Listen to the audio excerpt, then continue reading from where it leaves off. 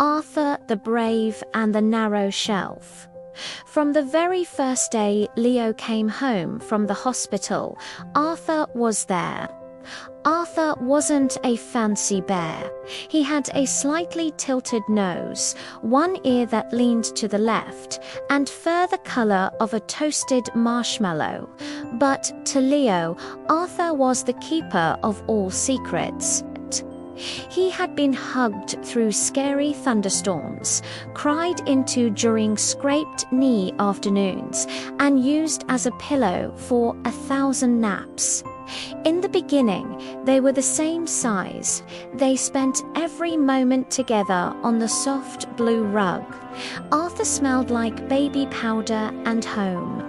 As the years turned like pages in a book, things began to change. Leo grew taller. His bed moved from a crib to a big kid bed with dinosaur sheets. Arthur noticed that he wasn't invited to the breakfast table as much. He didn't go to the park in the backpack anymore because Leo had important school papers to carry. Instead, Arthur sat on the pillow, waiting. He didn't mind.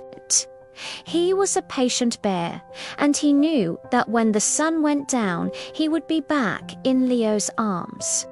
But one evening, Leo didn't reach for him. Leo was busy reading a book with big words and no pictures.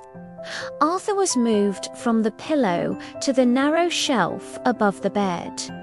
From the shelf, Arthur watched Leo change even more. Leo started playing soccer.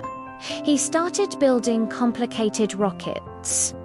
Arthur felt a little bit of dust settle on his marshmallow fur. He felt a little bit lonely. Does he forget I'm here?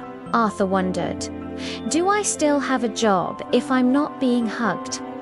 One night, Leo came into the room looking very sad.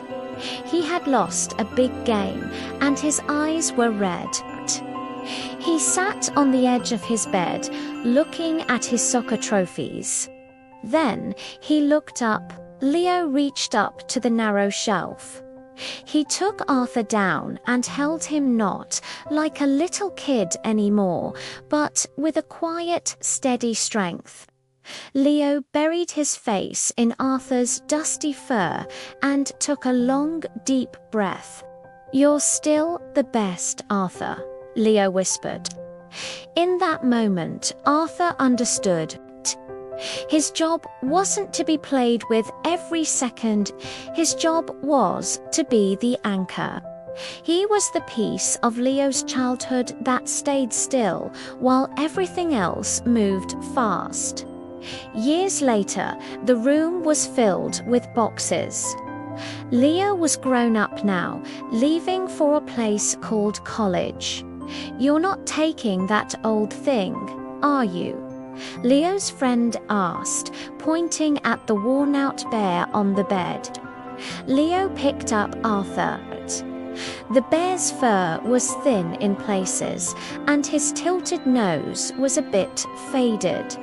Leo smiled a big, brave, adult smile. I'm not taking him to play with, Leo said softly. I'm taking him because he knows where I came from. Leo tucked Arthur into the very top of the very last box. It was dark inside the box, but Arthur wasn't afraid. He knew that soon the box would open and he would have a new shelf in a new room. He would sit quietly, watching over Leo, a fuzzy reminder that no matter how big you get, you never outgrow the love that started on a soft blue rug. Thanks for tuning in. Don't forget to subscribe and smash that like button.